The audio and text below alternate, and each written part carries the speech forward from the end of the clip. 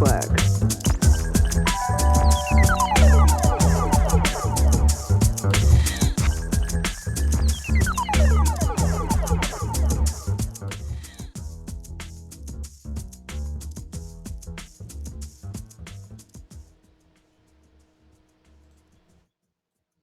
Morning, everybody.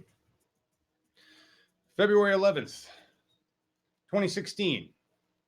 And if you weren't around for the record-breaking information, Bernie Sanders did a little fundraiser the night of the New Hampshire primary win. And just going to check audio real quick. Hi, everybody. But if you didn't catch that, we raised $7 million in, I don't know, a day for Bernie Sanders. All he said was, I'd like you to go here now and donate, please. One ask. Bernie really hasn't done a lot of asking for money.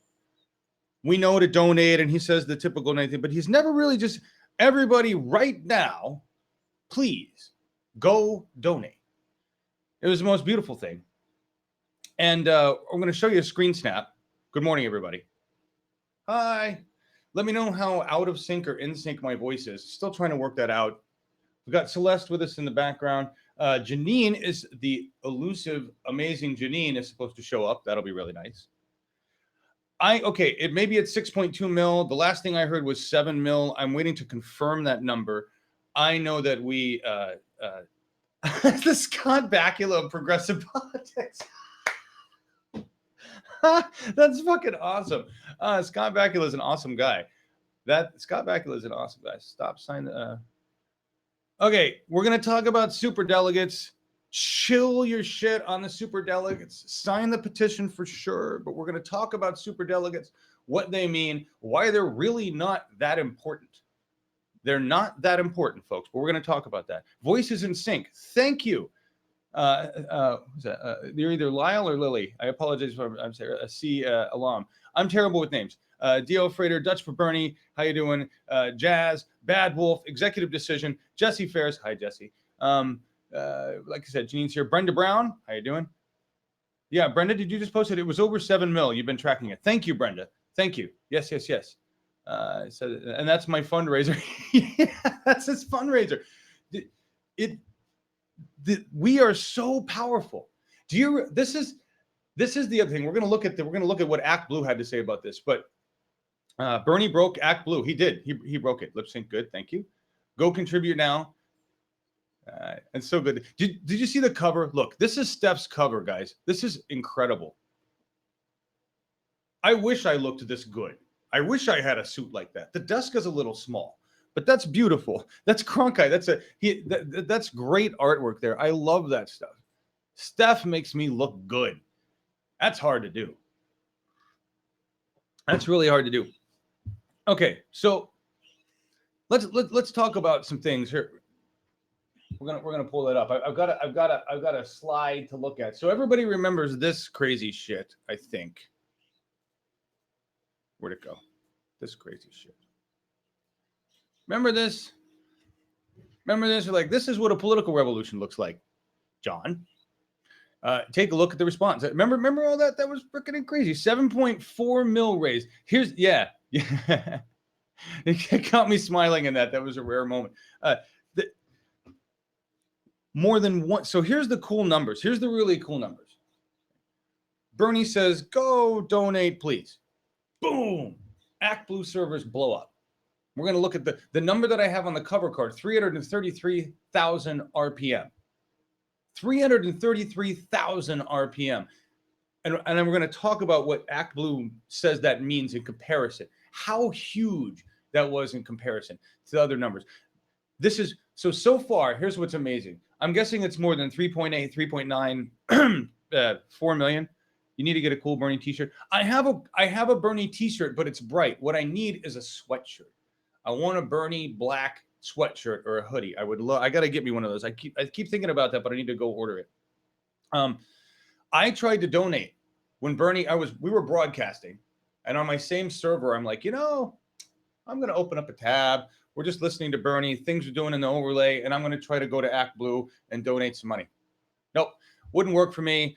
Act Blue was spinning wheels. Server was cranking. Here's what Act Blue had to say. What I was going with the numbers, folks. Here's where I was going with the numbers. More than 1 million donors. Now let's clarify the numbers. 1 million donors, more than 3.8 million, probably 4 million at this point, individual contributions from those 1 million donors. Okay. Now, that's just 1 million of us. 1 million of us that they track have raised the money for Bernie Sanders so far. We know that there's more than 1 million of us that support him. He hasn't even begun to tap into his funds. This is when Hillary continues to send the message. I get, you guys are getting the email from Hillary and from Bill and from Chelsea, I'll say it, and from Robbie, whoever Robbie is. We've been outraised and we've been outspent. We need your help. Yes, you've been outraised by the 99, by us. I think it's $34 a piece average contribution at this point compared to the millions that you're getting. Your super PACs can't keep up. Your super PACs can make ads, but we have an infinite supply of people, passion, and shit. We'll print money if we have to.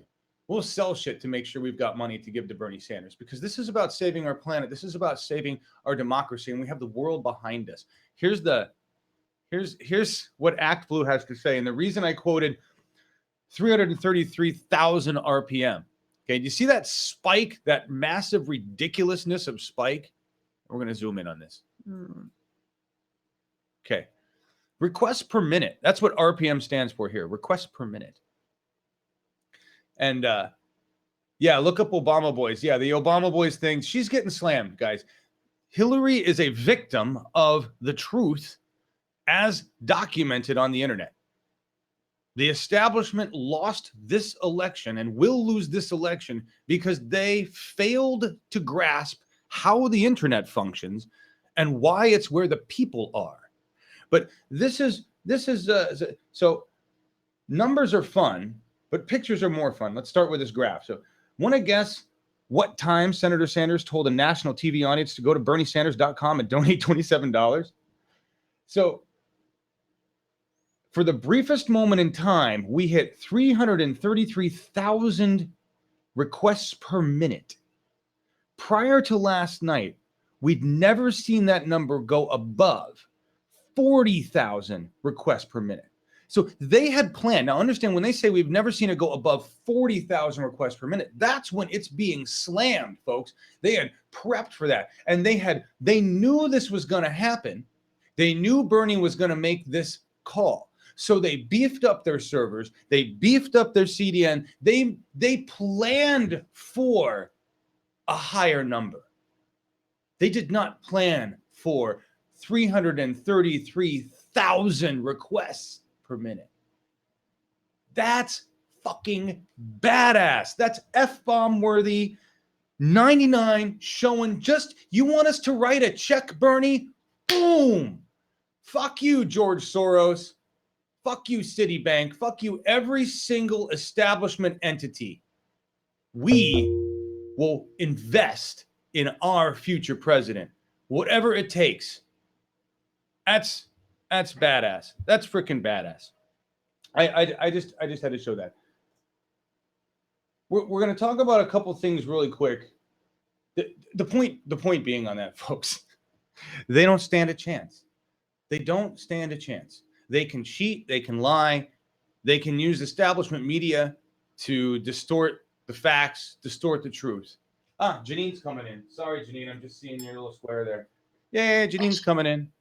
And John, yes. I dropped into live production a copy of the email I got from Bernie's campaign showing that they raised over $7,433,392 as of February 11th at 12:05 p.m. Eastern time. Wow. I will They pull that had up. I'll pull that up. Wow. yeah, they had set a new goal of 7 million, and they've already received almost 500,000 over that. Oh my God. That's the floodgates have opened, folks. We still have people to reach in America that don't even know who Bernie Sanders is. I'm sure it's a much smaller number at this point, but that's incredible. That's just freaking incredible, that number. I want to check live production because I haven't checked to make sure everything's cool. Is everything cool? Are we good with sound and audio and everything? That's the screenshot I was looking for. The news. Okay, 7. Wonderful. That's insane. That's insane. And how many people do we have with us right now? How many people do we have online? Right now, 76 of you viewing with us. That means there's probably more like 95. 100. 95 up there. 95. That's excellent. Nice to have you. Welcome, everybody. Welcome. Just a couple things about what we've got going on, folks. Today, 4 p.m. my time, 7 p.m. for the rest of the world, 7 p.m. Eastern, we have Jeff Young. He's a 6th district candidate from Kentucky, and he will be on We the People. Angela Valdez, one of our volunteers and anchor for We the People, will be interviewing Jeff about Kentucky, about his views. He's a peacemaker, very much like Carter. A lot of respect for this guy, MIT grad, and we're happy to talk to him. So join us if you're from Kentucky. Meet one of your candidates. This is a Bernie-crat. We're going to talk to him today at 7 p.m. Eastern on We the People. Following that, there is the debate. Now, here's what's really cool. I'm showing you the PBS NewsHour feed, which is also in our links below. If you're watching the event live with us, obviously on YouTube, in the description of this event, there's a very long list of links, and this is one of them. The nice thing about this debate tonight, folks, is that it's not owned by a corporate entity, although CNN did get their grubby little fingers on it, okay? But this is PBS. It's being broadcast from PBS and then simulcast on CNN, which means that we can actually bring you the debate. We think. We're pretty sure. 90%. If it kills us, that'll be really shocking and surprising, and we'll come back on with another event like we've always done when they kill us. But we've made some calls. We're fairly certain because it's PBS. Anyway, we're giving you the link to go watch it on PBS if you want. Great. It's nice that it's going to be broadcast there and not full of CNN and other establishment media bobbleheads. But we will be carrying it on Bernie 2016 TV, which means we can do what we do. Have an engagement broadcast, show the lower thirds, have that discussion, create all that media and push it out. And that is super powerful for Bernie Sanders. So join us tonight and either watch it there or watch it with us. Notice that doesn't have the word meta in there. This is a regular old, we're going to watch the debate like we should be able to. We should have been able to do this with all of them, folks.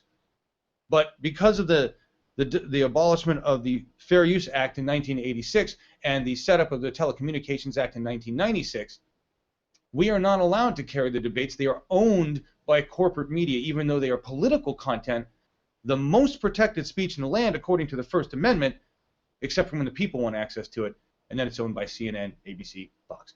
But this debate tonight, luckily, is on PBS, sort of publicly owned, sort of publicly free, so we will get to carry it. Join us tonight for that. And look, guys, I don't have my blue swirlies going. Blue swirlies. There we go.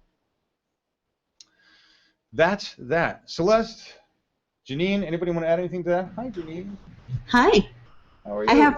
Good. I have one quick correction for you. Wonderful. For the We the People episode tonight is actually hosted by Aniko Nolan. Oh, I'm so sorry. I'm so used to Angela doing it. I apologize, Aniko. Big time. Thank you. Thank you. Aniko Nolan, who's actually like the first reporter for us. She was in Arizona. She got Juan Mendez's endorsement for Bernie. And so, yeah, Aniko, wonderful. I forgot about that. Angela usually does We the People, and we have other hosts too, like Nigel. But this is Aniko. Thank you, Janine. Sorry about that. How are you doing? You're welcome. I'm doing good. Everybody, Janine, the amazing person who's been on boots on the ground, not only for Rhode Island, but for New Hampshire. This is why she has been gone and we have not seen her. Any news from the battlefront, Janine? No, we're happy about New Hampshire, obviously. I don't know if you had planned on talking about it later, but there is one thing I wanted to mention about New Hampshire and tying it back to Iowa. If you got a minute, I'll mention it now. Go for it. So one of the things that was surprising to me that I learned yesterday is that for the Democratic Party and the number of votes in New Hampshire, and even Bernie said, the turnout was great. We saw long lines. That was actually an increase in the Republican votes. The number of votes on the Democratic side went down. Really? Yes. And the same thing happened in Iowa. And really what I wanted to say about this thing is, we always talk about, getting out there and supporting Bernie. We need to show up. Yeah. Everybody who's listening to this, don't rely on other people getting out there and voting. The fact that the number of people who voted on the Democratic side in both Iowa and New Hampshire, we need to make sure that doesn't continue. We need to get people out there voting, and especially in some of these upcoming states where we potentially have a more difficult fight. People need to get out and vote on the Democratic side. So I just wanted to mention that. Yeah, I had no idea. I knew there were higher numbers, but that really scares the shit out of me that it was for the Republican side of things. Yeah, I think it went down by like 40,000 votes or something. It was significant. So, yeah, I mean, it's great that he still won by the huge percentage that he did, and that's basically because he won all the breakdowns, he was way ahead. But the fact is that the number of people that actually voted went down is, we need the turnout. Bernie always says we got to get people out there voting. So let's make sure we do that for him. Thank you, Janine. Thank you for bringing that up. And listen, folks, that's huge. I'm just looking at what people are saying here in chat here. Fewer Dem candidates, yeah. This is we've all seen the meme where it's like 2/3 of the people saying I don't vote because it's not going to make a difference. Right? This is as dumb as climate change, folks. If we don't act, you're going to die. If you won't get off your ass and help your nation save itself, then, well, first, fuck you. And I don't mean that to anybody, here. It's just, it pisses me off. I mean, we have an opportunity now. We have to help our neighbors, help our friends, help anybody who's disinterested. Right? When Bernie comes here to Portland again, yes, I want to broadcast that. I'm going to figure out how. But when the battle comes to Portland, when I have to make a difference in my state, I'm going to be boots on the ground. We may end up not broadcasting a lot of Bernie TV because I want to make sure that I can make a difference here where it counts. Right? Maybe, and we'll figure out what that is. But we are an army, folks. We have to rise as an army and go show that we support Bernie. Physically, we have to stand. Because this is the only way the establishment is going to realize we mean what we say. And this is one of the tactics that they're going to use. Bernie's got a lot of hot air. He's got a lot of passionate youngsters who are all excited about politics, but when it comes time to it, they're going to stay stoned in front of the TV and not really give a shit about going down and voting. And it sounds like we lost votes in New Hampshire because there was disinterest, or people chose not to vote, or thought that it didn't matter.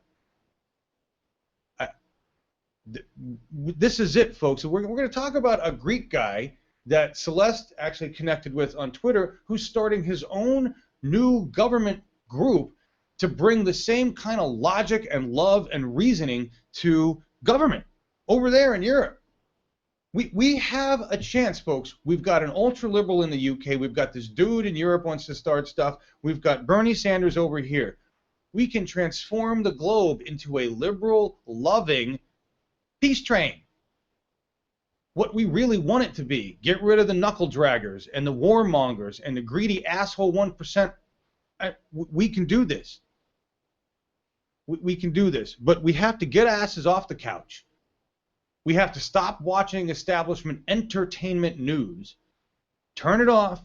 Turn off all of the external information. Turn off your mobile phone. Go vote. If we don't vote, we're going to die. It's not about just electing a president. It's about electing somebody who understands that what needs to happen with climate change is absolutely paramount to the survival of our species. And we do not have any candidate other than Bernie Sanders who gets that. Please, folks, go vote. We have to fucking vote. You can already do promote Bernie with Bernie swag and signs.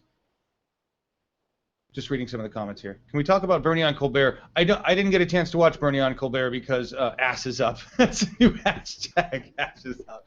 I didn't get a chance to watch Bernie on I don't know what they call it, Colbert. It's funny. They're going to turn it into the Colbert Report, even though it's The Late Show. The Late Show, because nobody really. I have to say this. I haven't watched it lately, but I was really disappointed in the way Stephen was on The Late Show. I think they really cut back a lot of his talent, and there was argument over whether he was doing that to infiltrate like Dave Letterman did, and took him a long time, but whatever. It's the Colbert Report as far as I'm concerned.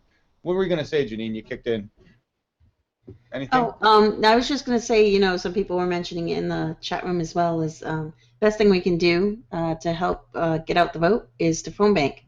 Yes. Sanders.com/phone bank. I'm telling you, it's simple, it's easy. I'm meeting with 30 people tonight to phone bank. We're going to be calling Nevada and South Carolina.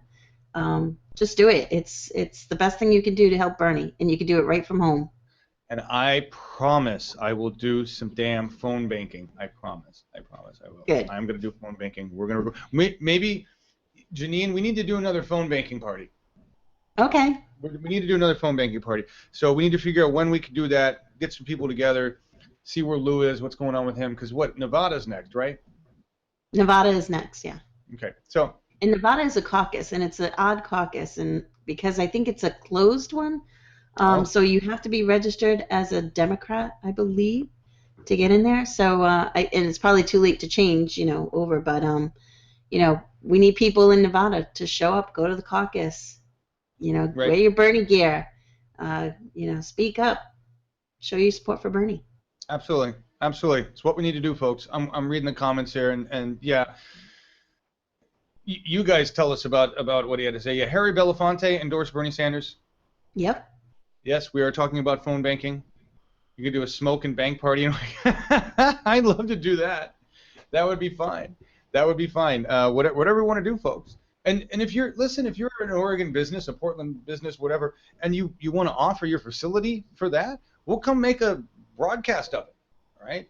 We'll come down there. We'll broadcast. We'll make a fun thing. I'm looking for partners in Portland. I don't really have a lot of support here, so that would be great. But let's move on. Thank you for that on the phone banking. Let's move on to some other things. I want to bring this up really quick. I don't know if you're familiar with what's going on with Michael Moore, folks, but when we talk about getting ass off the couch, when we talk about doing something, this man has been an activist against the corruption and bullshit going on in our nation for a long time. Right? Now, many of you may not know this, but I was a Columbine grad, and I was living in Littleton at the time with the Columbine incident, and I remember what was going on then. And while I was not involved, and none of my siblings were involved, we were all older. There were friends of mine. As a matter of fact, my wife's younger siblings were in school at the time of the incident, and both were affected.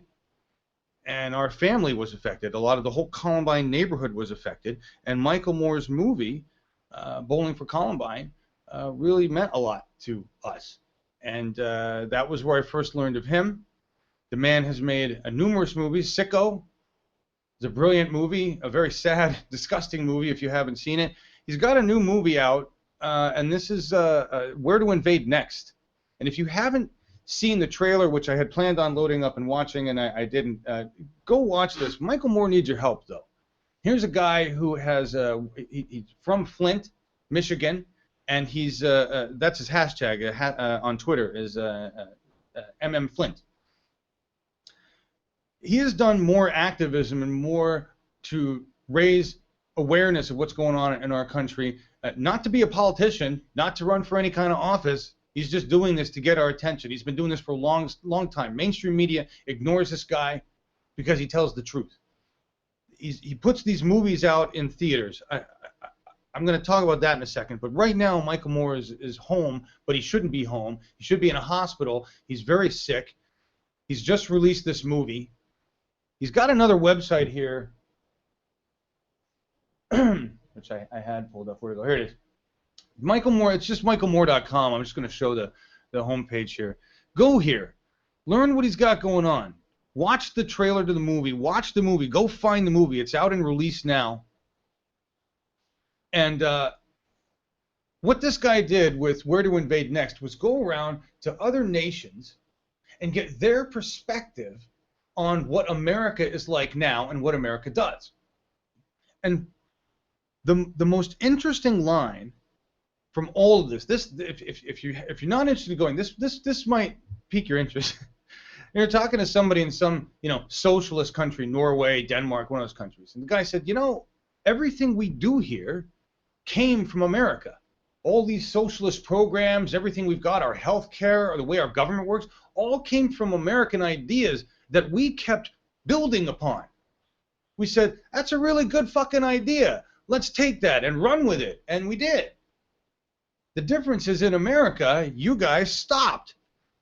And you said that would be a good program, but no, let's not do that. Let's go over here. Let's go to war. Let's make sure we make an elite group of people a shitload of money while we fuck the citizens. That's what didn't happen in Norway and Denmark and all those other socialist nations, was that they said, we're doing this as a government for the people. We're going to retain our integrity.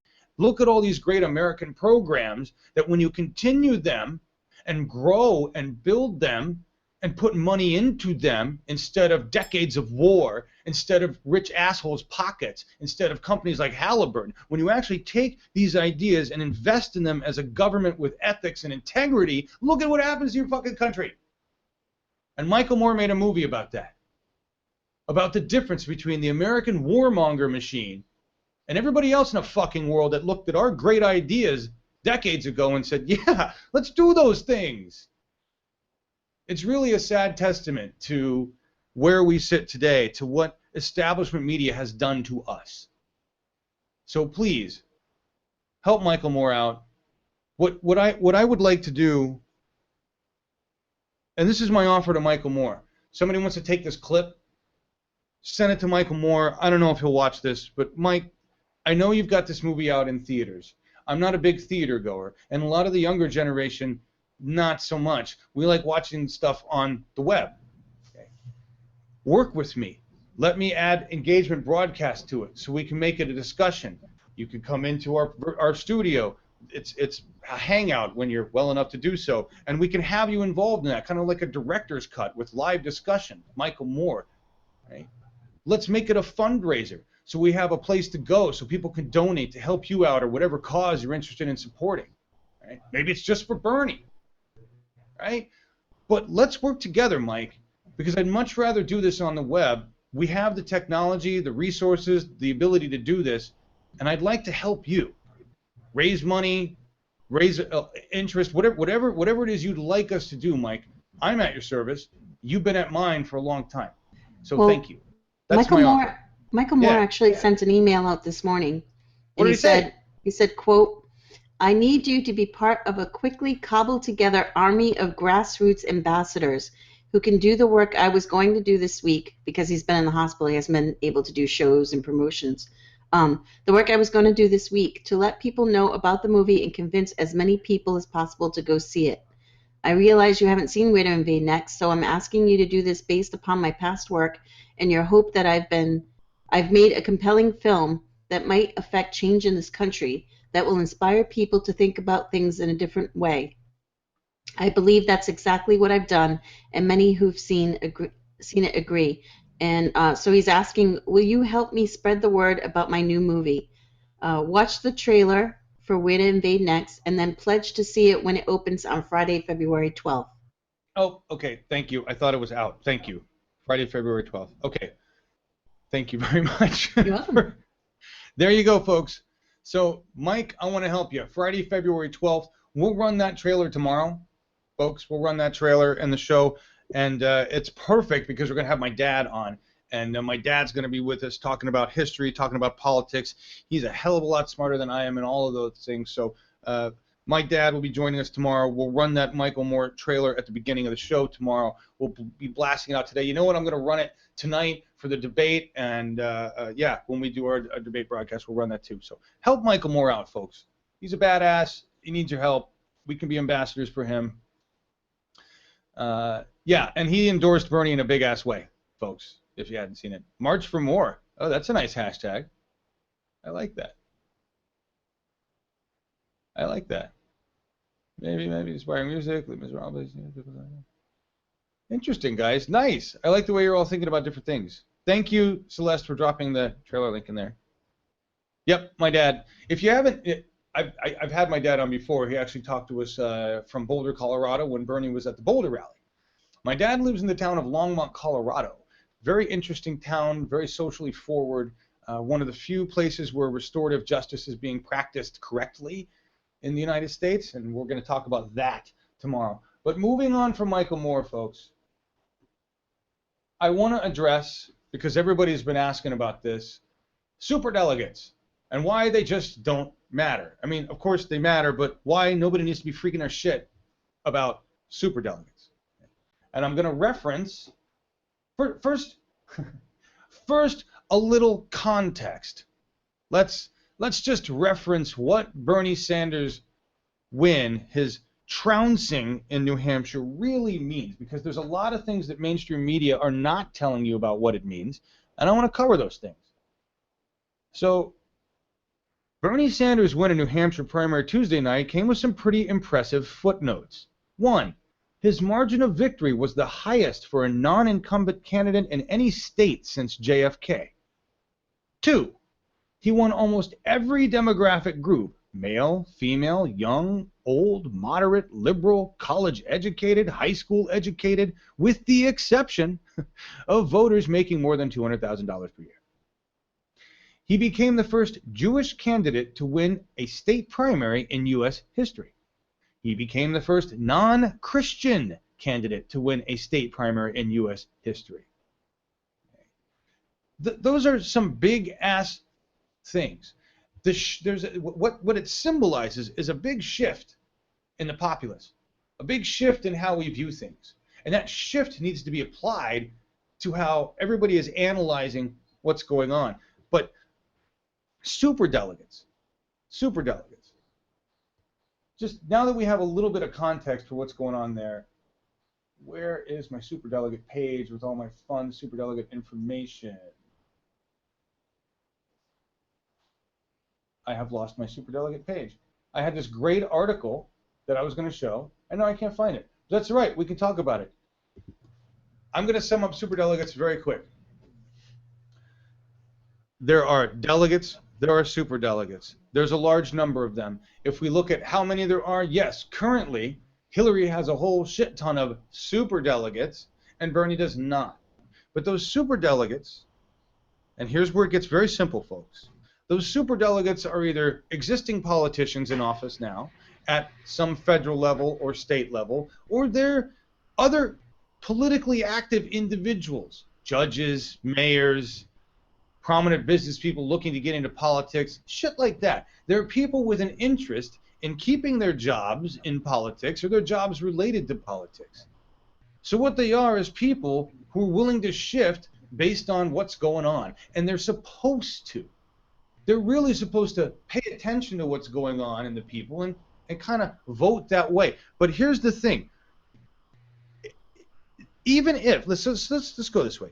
If the will of the people is for Bernie Sanders and the DNC forces somehow the superdelegates to go one way or the superdelegates to go one way, look, it's not going to happen, folks. First of all, it's not going to happen. They're going to want to keep their jobs, which is the first thing they're going to do. They want to keep their jobs. You're going to watch them all. Every time in the past. So superdelegates have never decided, first of all, they've never in the history been the deciding factor. And the DNC has never, ever gone against the will of the people. Okay? So those two factors alone. Superdelegates never been the deciding factor. DNC has never gone against the will of the people. It will not happen.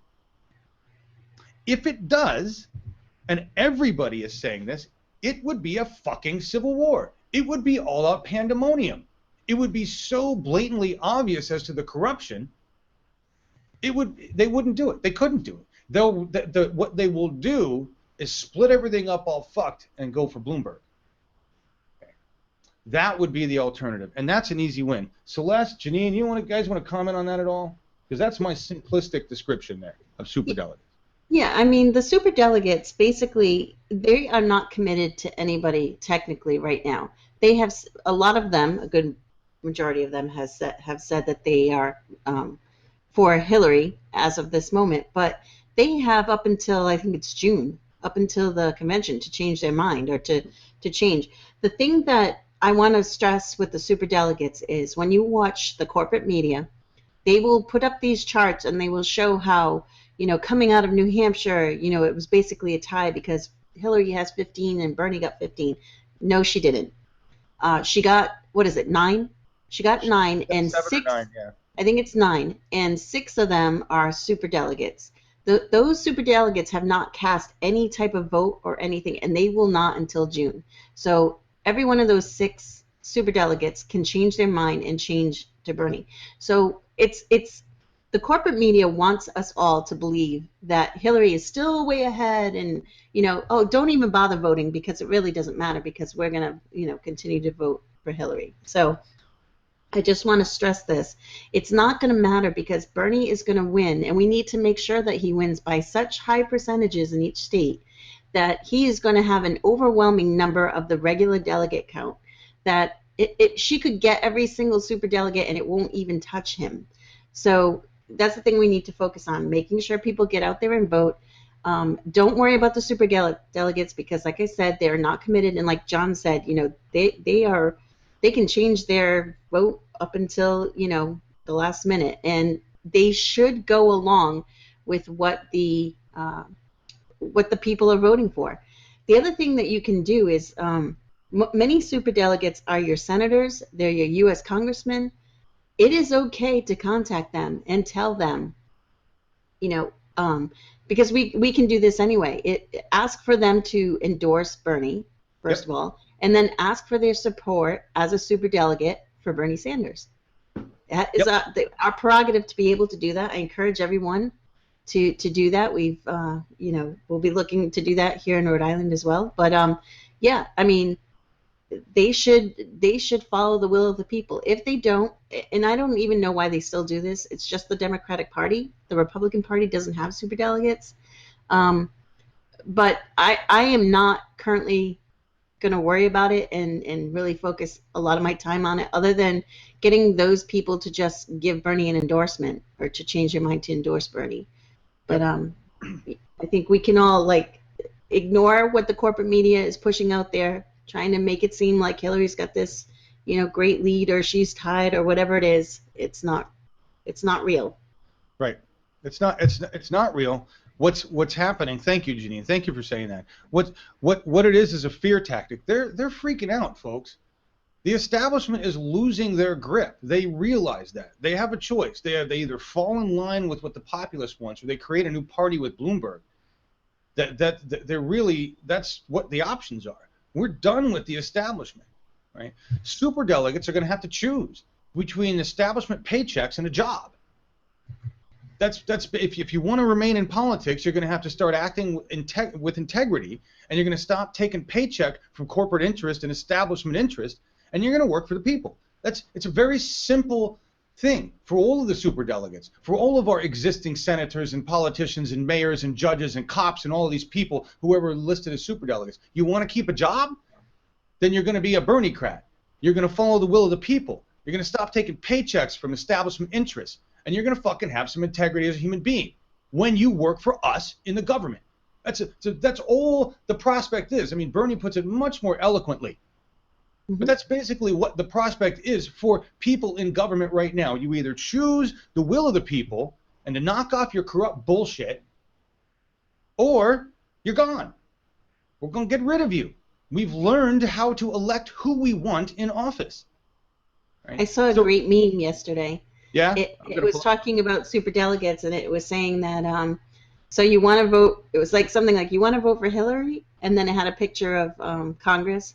And it says, well, most of your jobs are up for re-election because every House seat and a third of the Senate seats are up for election this year. So if they don't cast their vote, for Bernie, you can always vote them out. Yep. It's exactly what it is, folks. We have a choice. Showing some of the memes that came through the other day. I thought these were awesome. This was obviously taken before, but this is a beautiful from BuzzFeed News. I mean, that's just beautiful. Hillary can't match that. George Soros can't write a check as fast as we can fund Bernie Sanders when we need to. Okay? That's the beauty of this, folks. That's the beauty of this. So just one last thing. Some people have asked about where to find the list of superdelegates. You can go to Wikipedia has a nice list. Just type in superdelegates 2016. Make sure you're on the 2016 list and not the 2008 list. But that's where you can find it. Awesome. Thank you. Thank you. So there was a couple of the things that I want to talk about. I'm looking at the comments. Thank you for joining us. More than 120 people here live. Thank you for being here on the Real Newsroom today. We've done really good. There hasn't been really any long rants, I don't think, and very few F-bombs today. Really, really a mild show. Are you on your best behavior because I'm here? I'm on better behavior because you're here. That's for sure. Like Janine's here. I got to make sure. And not only that, but when, honestly, when Steph did the card that has me and the Cronkite, I have a lot of serious respect for the old journalists, Walter Cronkite, those guys back in that era, who wore their emotions on their sleeve and were able to deliver the news with emotion, with opinion, with integrity in a way that was so professional, so well done. Rob Morrow, Cronkite, I don't know that we have anybody of that caliber today. And I can't deliver that caliber in the current setup. But I'm honored that everybody, that a lot of people think that I fit that I've been called a Cronkite and stuff, and that's just, it makes me, it's awesome. Thank you. And when Steph did that card, I was like, shit, I want that to be that professional. I want that game. My passion, my anger, my what the fuck is going on with this world gets, I lose that. I'm like Spock without the good control. So that's why. But yeah, mostly because you're here, Janine. Really. We're gonna move into, and thank you everybody for your comments. I'm seeing everything in there. Fuck. So a couple things that I want to talk about. We've got South Carolina coming up after Nevada. Nevada, of course, is important, but the Hillary campaign is already downplaying Nevada, which was, I thought, the firewall, but whatever. South Carolina, everybody is targeting now, and this goes to what Janine was saying about superdelegates and the establishment media and division. Division and distraction. Those are the two primary tactics that the establishment uses through their propaganda machine. Right? You're a divided nation. Blacks against whites, against purples, against gays, against plaids, right? However we can break you up, we're going to break you up. Right? Somehow Bernie Sanders lacks minority support. I don't know where the hell they come up with that shit. Even Van Johnson with CNN was like, I don't know where they're coming up with that. He thinks Bernie's going to get 30% of the black vote in South Carolina easy. And it's because Hillary Clinton and the Clinton family have a terrible record from the 90s, putting a lot of minorities in prison for money. That record's out there. Doesn't matter what the establishment media wants to tell you. And so we're going to talk about that. We've got a clip with Nina Turner from Ed Schultz that I want to run from, it's RT America. What does RT stand for? Anybody? I think is it Russian television or something? It's like, really? Yeah. It's yeah. Okay, it's well, I wanted those weird channels that I don't know if it's supported by Russia or something like that. There's this, I don't know all the details on it. Yeah, Celeste is saying too, it's Russian television. Okay, I have no idea if we can play it. It is Russian-owned television. It is like literally the Russian government owns this broadcast station, and I will tell you, if you watch it, it is much better coverage than what you will get on corporate media. Okay. of The only, American politics. Yeah, Okay. it's not biased because it's not coming from internal. well, it's awesome. I mean, that's great. So Ed was on there. I don't know if we can run the clip and we'll get zinged. I'm going to try it. But first, we're going to run this clip. You guys ever heard of Represent Us? Represent.us? Yeah, they've been around for a long time. Okay, so I'm new to these guys and ignorant of it. But he's got this nice little "Corruption is Legal in America." It's a 6-minute clip that I wanted to run, which kind of gives us a framing for looking at some things about Hillary Clinton here that we're going to talk about, and a message from Nina Turner. And there's also a link in there. We may not get to it in time, but a message from a guy named Tim Black for South Carolina voters. I'll probably play it tomorrow. But we're going to focus on that supposed that lack of minority support, and talk a little bit about the truth here, because that's it's just wrong. But I want to. Everything needs to be framed by this: corruption is legal in America, which will lead wonderfully into the ABC piece about Hillary, and a direct example of what this guy explains in his awesome animations. So watch this. I'm going to go get another cup of tea. I'll be right back. Enjoy finding out how corruption is legal in America.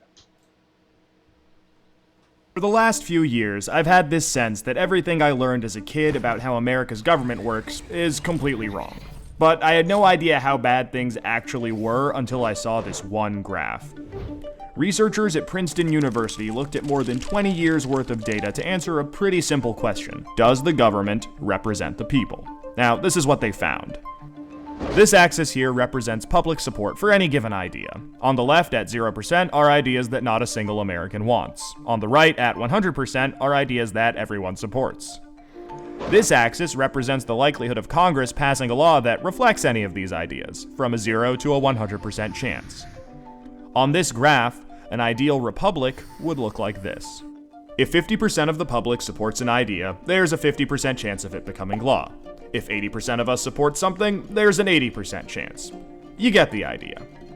Now, most Americans would probably agree that, with a few exceptions, we should be as close to this ideal as possible. Unfortunately, the way America actually works doesn't even come close.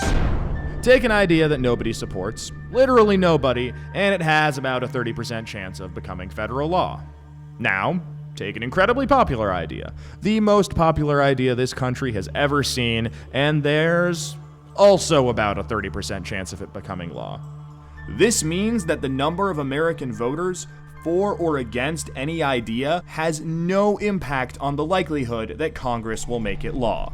Put another way, and I'm just going to quote the Princeton study directly here, the preferences of the average American appear to have only a minuscule, near zero, statistically non-significant impact upon public policy. So if you've ever felt like your opinion doesn't matter and that the government doesn't really care what you think, well, you're right. But there's a catch. This flat line only accounts for the bottom 90% of income earners in America. Economic elites, business interests, people who can afford lobbyists, they get their own line. Look at how much closer their line is to the ideal. When they want something, the government is much more likely to do it. And when they don't, they have the power to completely block it from happening, no matter how much the rest of the country supports it. They get what they want, and guess who ends up paying for it? We pay for it with the most expensive healthcare in the world. We pay for it with a tax code that's a complete mess. We pay for it with internet that's slower and more expensive, with wasteful spending, a floundering education system, a catastrophic drug war, and 1 in 5 American children born into poverty. Almost every major issue we face as a nation can be traced back to this graph. How does this happen? Well, just follow the money. Right now, it's perfectly legal to buy political influence in America. Here's how it works. Let's say a big bank wants a law that would force taxpayers to bail them out again if they repeat the exact same reckless behavior that crashed the global economy in 2008. Not exactly the most popular idea with the public, and Congress knows that. That should be the end of it. But that's where the money comes in. It's perfectly legal for our bank to hire a team of lobbyists whose entire job is to make sure that the government gives the bank what it wants. Then those lobbyists can track down members of Congress who regulate banks and help raise a ton of money for their re-election campaigns.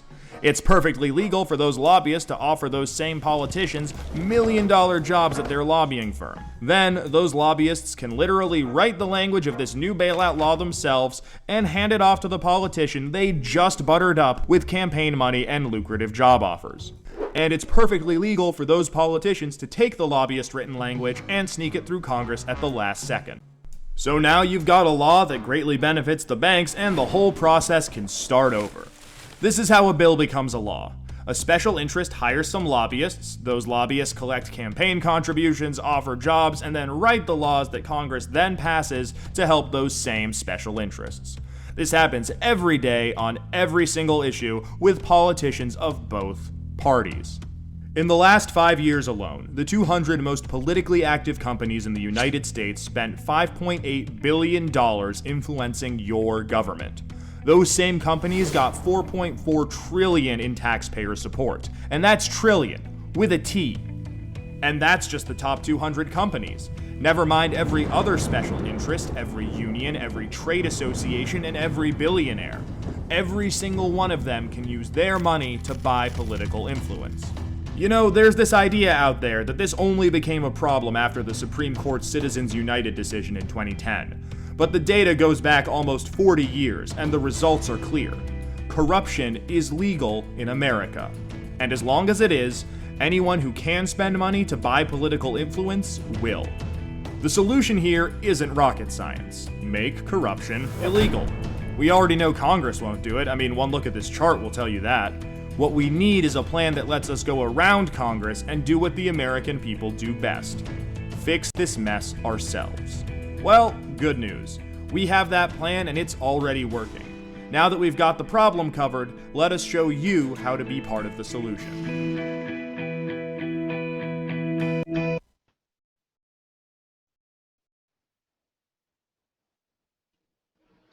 Okay. So the first thing about this, I saw a lot of people saying this is blowing my mind, this is awesome, this is crazy. Yes, this blew my mind too, right? Some hard facts, a nice graph, an explanation of the truth. Couple things.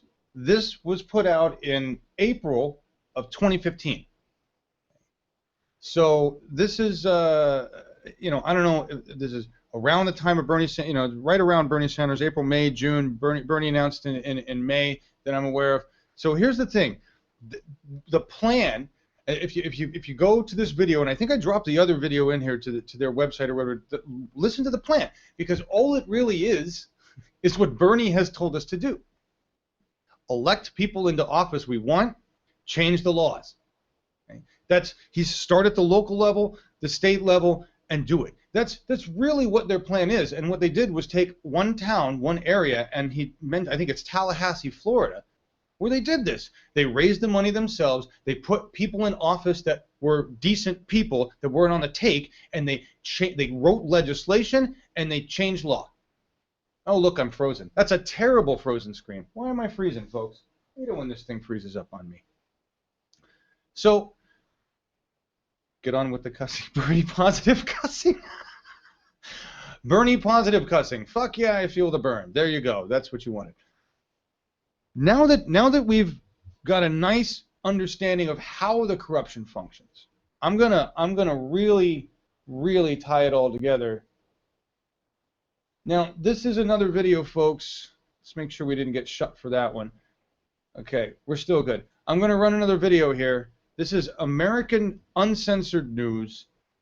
This is how ABC News censored the news to save Hillary Clinton. Okay, I put a link to this. There's some other video in here, but this is an interesting story. Now, this is 8 minutes, all right, but it's worth listening to the whole thing and getting through the edits just to understand what the hell's going on here. Basically, what you're going to hear about is a person who bought influence, right? But then they got screwed with it. So listen to how this happens. But what's more important for us is the trail. When you look at the trail going on here, you're like, fuck. I mean, it's so blatantly obvious what is going on here with the cash, but completely blown off. It's amazing what you'll see here. So check this out, and if it dings us, if we get dinged and it shuts down the stream, we'll create another one and come back on real quick. But it's 10, so I apologize, guys. But hopefully we'll be able to run this. Here we go.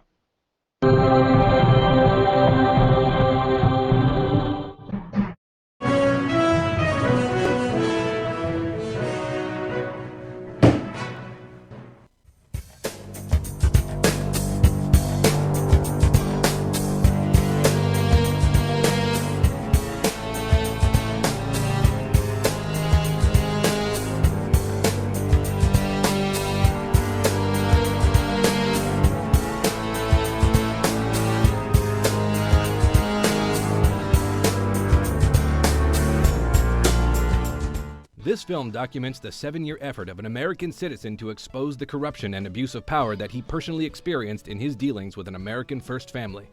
This story is neither partisan nor ideological. It is intended to showcase the threat posed by a political elite that has become unaccountable to the people and above the rule of law.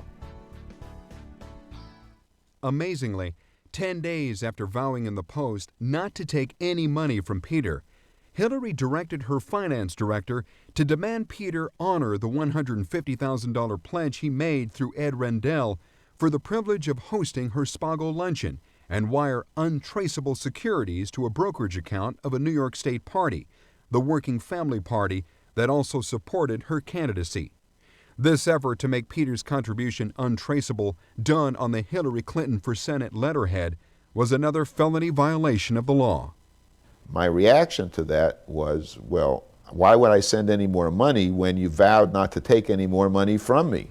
After receiving the Rosen fax asking for more money, Peter insisted that because of the Post articles, he would only agree to Hillary's demands for more money if he had new assurances from the Clintons that their business arrangement was still on target. First, Peter requested that his Japanese partner, Tendo Odo, be allowed to attend the last White House state dinner on September 17, 2000.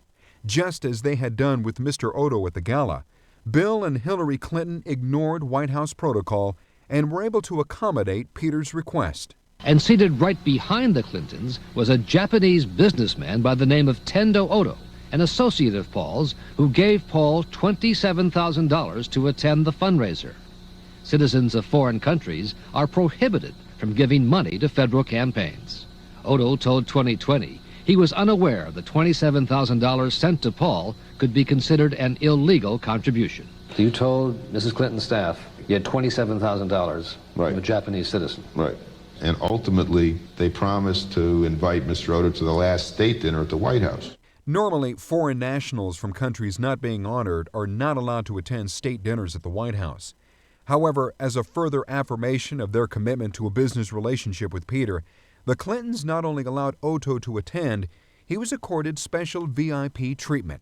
And sure enough, 2 months later, there was Odo attending the state dinner for the Prime Minister of India. In the middle, there's a statement attributed to, down here, I can give you my highlighted. Oh, great. A statement attributed to a spokesman for Mrs. Clinton's Senate campaign saying, Stan Lee donated $100,000 to cover some expenses for the event. Have you ever... That has to be the check that I gave Peter. Okay. And for which I received one immediately in return. Okay. I never had $100,000 to donate to anybody. Now, what we're looking at here is the largest election law fraud in the history of the United States. And he told the feds that the Clinton campaign lied about it. Don't tell everything. But now, in a remarkable falling out, Peter Paul has filed a lawsuit against the Clintons in California State Court because, he says, the Clintons double-crossed him. And I delivered a demand letter to Hillary Clinton. We had filed the civil suit against the Clintons, which detailed all the money that I'd spent with copies of checks and invoices.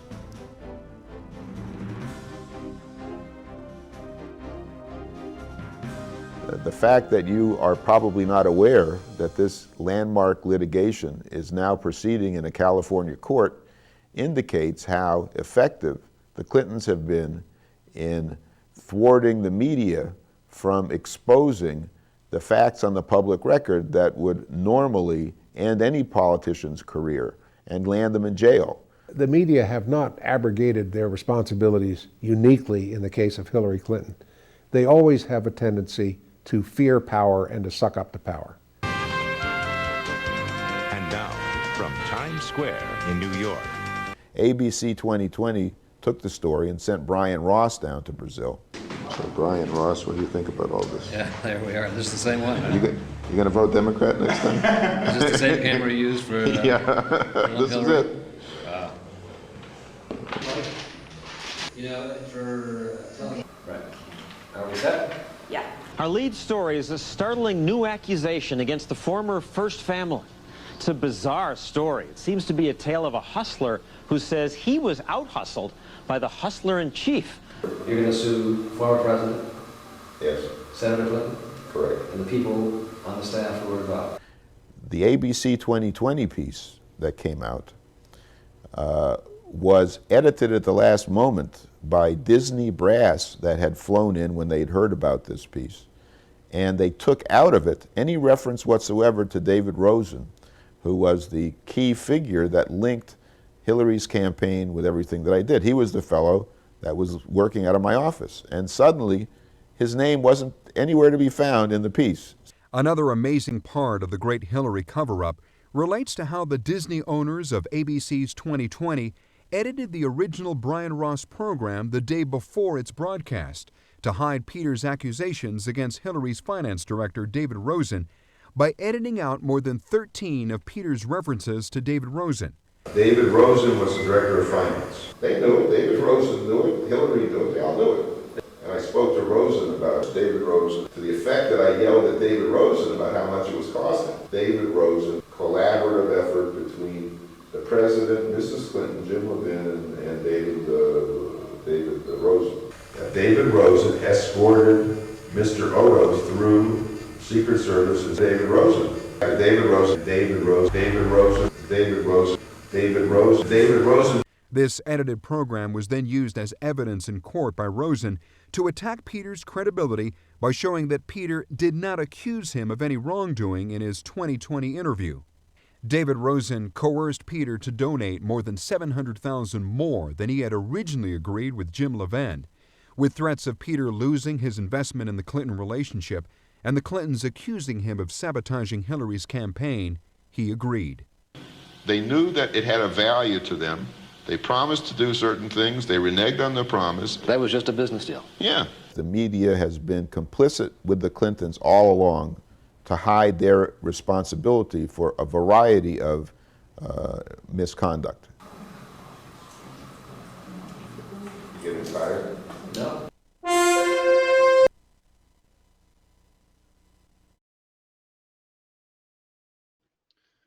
All right. Give you guys some time to digest the rest of that. Get my volume up here. While we were watching that video and learning the history of, you know, there was so much going on in there, folks. I saw a lot of conversation about, you know, this looks like a conservative piece and whatnot, but the couple things here. I saw some people saying this is Hillary bashing, or we shouldn't be talking about Hillary. This show is called The Real Newsroom. It's about telling the truth. And the truth is that the Clinton family was already busted for violating campaign rules, campaign finance rules. They were busted for doing the very thing we are calling the entire establishment out for. They were busted for doing the thing that she says, I don't understand why Bernie Sanders calls me establishment. It's because you use money in politics, Hillary. This is another incident where she was fined $35,000. Did you hear that? They were fined money for violating campaign rules, but they weren't charged to the full extent of the law. They were able, because they were rich, they are white, they are 1%, and they are privileged. They managed to skate, and this woman managed to maintain political office, and this woman managed to run for president of the United States. I'm sorry, she is disqualified. She lacks the integrity, the ethics, the morals to run. That is not bashing. That is simply a statement of truth. When you look at things like this, when you understand how corruption occurs with money in politics, and then you watch a story where her family, where she was able to skate on the law because of her status of privilege, her money. It's just absolutely disgusting. And that's why I cover it, because for those who possibly watch this program who are Hillary supporters, I keep asking you to please come here. Please share these videos with people who are Clinton supporters, people that you know are still voting for Hillary Clinton. Let them, I want them here. I want them to actually give me a good reason why. I want them to watch these videos.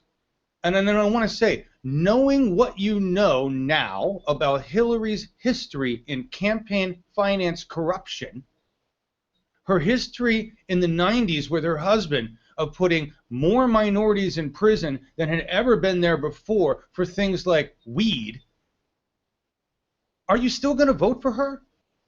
Are you still going to vote for her? What exactly is she giving you? How much? That's what I want to know.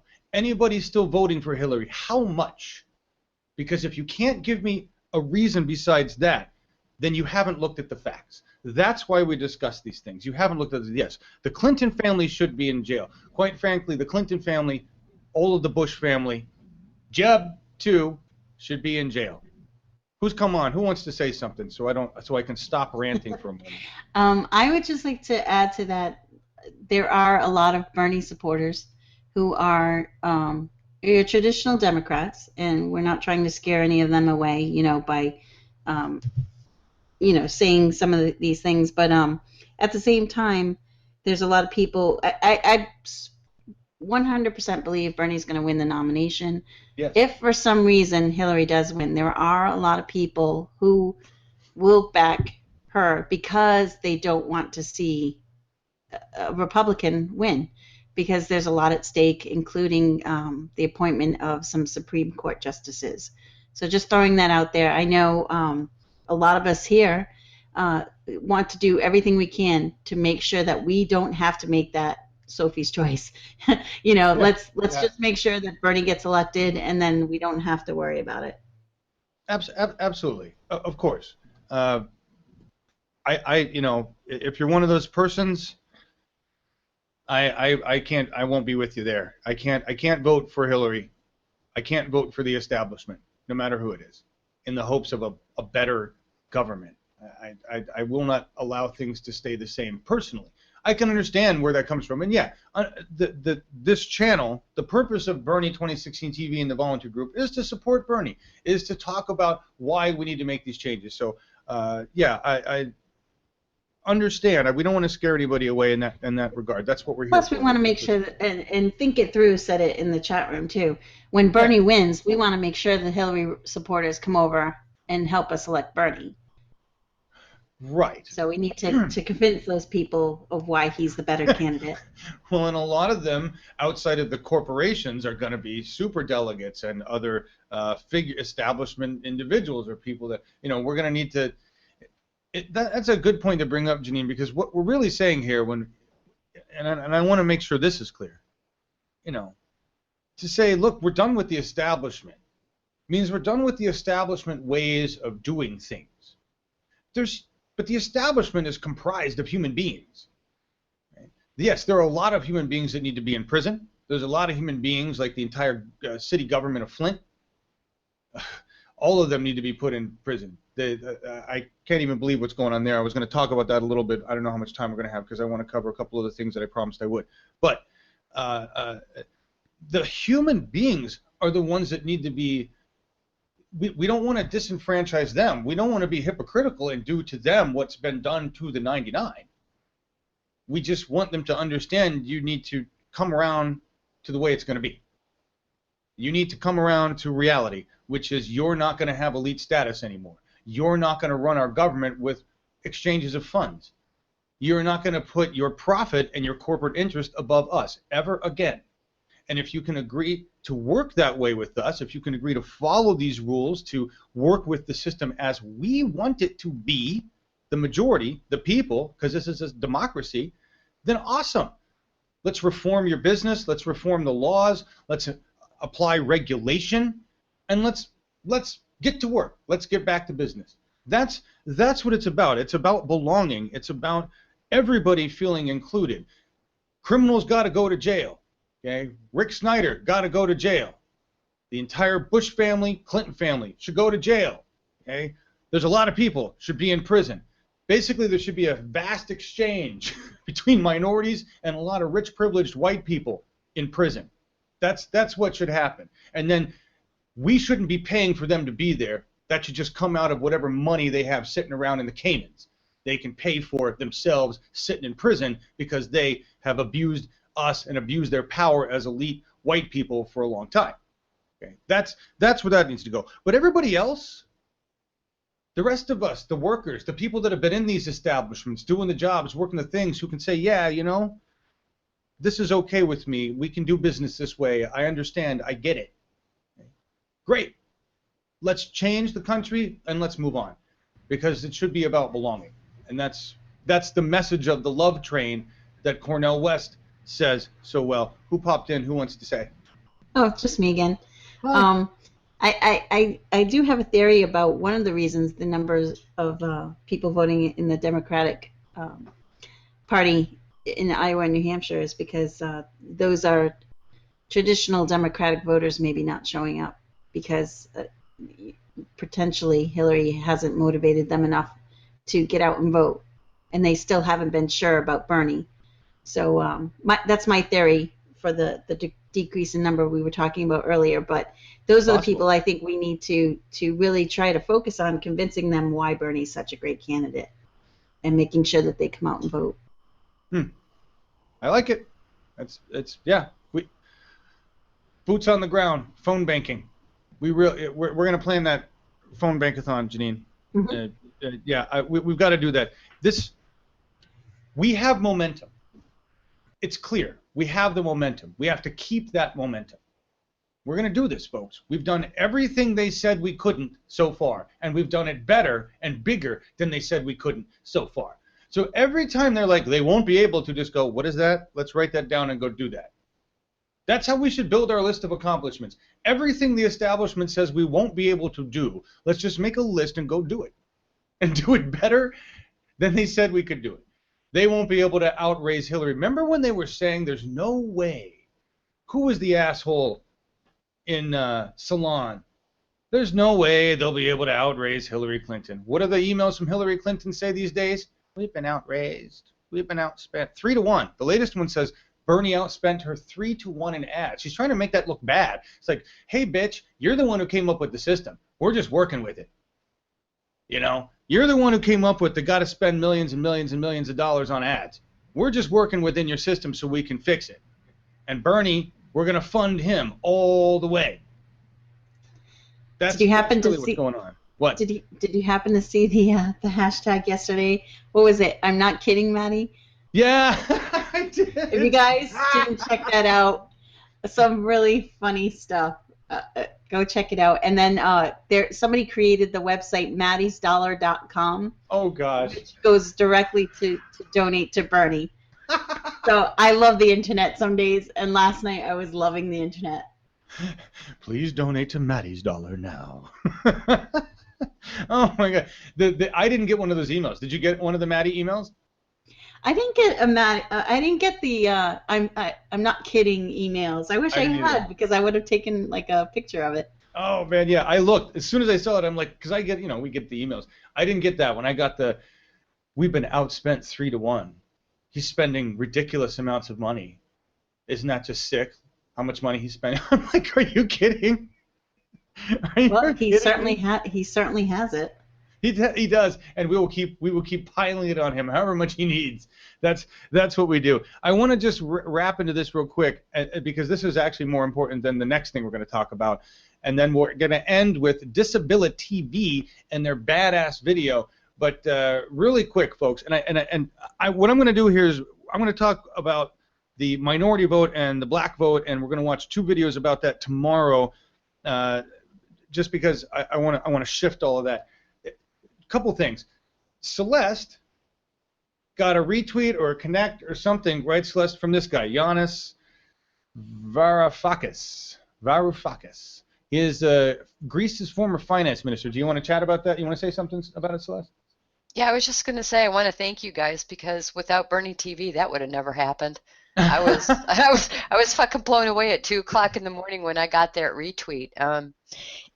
For those of you that do not know about this gentleman, he was part of the effort in Greece a couple of years ago to encourage the Greek people to stand up to the EU, who's been effectively, strangling their treasury to pay off banksters for loans that were made that caused, much of the Greek crisis, in addition to what was going on in the 2008, global financial crisis, because that crisis affected the world.